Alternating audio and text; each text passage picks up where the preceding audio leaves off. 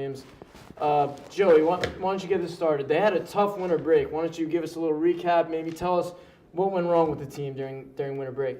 Well, it's that, Chris, when looking up, what went wrong, I think the biggest stat that stuck out to me is their last game in November, they were averaging 77 points a game, which is respectable. In their last game in January, the game that Tim covered, they're averaging 69.9. That's a drop of 7 points per game in a 2-month stretch. It doesn't sound like a lot, but in 2 months of play, you're going down 7 points a game. It's obviously not a good way to win basketball games if you're losing offense. Now, defensively, they haven't been that bad. Over their last 3 games, they've given up about 60 points a game, which is why they're 2-1. In the last 4 games, they've won 3 out of their last 4. Before that, they were 4-7 in their previous 11. They've just been inconsistent, just a mediocre team. Like you mentioned, they're 12-9. The record, they are what their record says they are. They're mediocre, and coming off last year's obviously historic performance, making the NCAA tournament. We expected a lot more from this team. Obviously, with the loss of Chaz and Sampson and Raphael Putney, we knew they might have taken a little bit of a jump off. But you still had Caddy Laney coming back, Maxi Esho, and those guys just haven't stepped up yet. We can always look back to last year, and some of the reports earlier this season were that Chaz maybe wasn't the best leader in the locker room.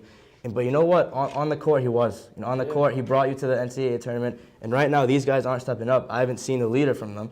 So, who's going to step up? Is it Caddy? Is it the guy we've been talking about beginning of the year? He's the guy that everyone looked at and said, listen, you're going to have to take Chaz's place. Obviously not as a point guard, but as the main facilitator, the guy who's going to lead your team on and off the court. You've been here the longest. Let's see what you can do. I think kind of what I mentioned earlier when we started off the segment, scoring-wise. On paper right now, they have 4 guys averaging a double-double with Derek Gordon averaging 10 points a game exactly, so they're almost falling off that. But it's not enough. They don't have a guy averaging over 13 points a game. It's nice to say you have 4 guys averaging double figures. I'm sorry, I said double-double earlier. Double figures. Double figure, yep.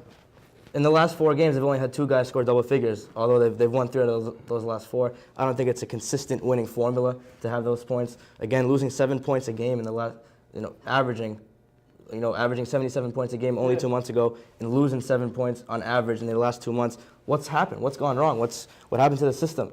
I figured, we talked about Caddy Lane. He has to get the ball more. He has to dominate. He's averaging 12.5 points. He's got 9 rebounds. Get up to 10 rebounds. Get up to 15 points a game. That's where you're going to need to advance not only the A10, try to win the A10 tournament, because right now they don't look like they have a bid for the NCAA tournament without winning the A10 tournament itself. I think you have to get on a consistent streak. Right now they've won 2 in a row, but that's their highest winning streak all season.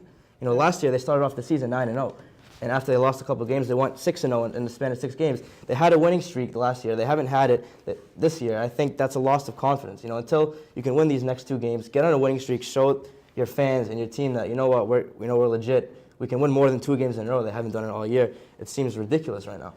They still have talent on this team. Like we said, Caddy hasn't reached his potential. I think Maxi was playing amazing at the beginning of the year. He hasn't reached his potential. You got Jabari who came in. You got Trey.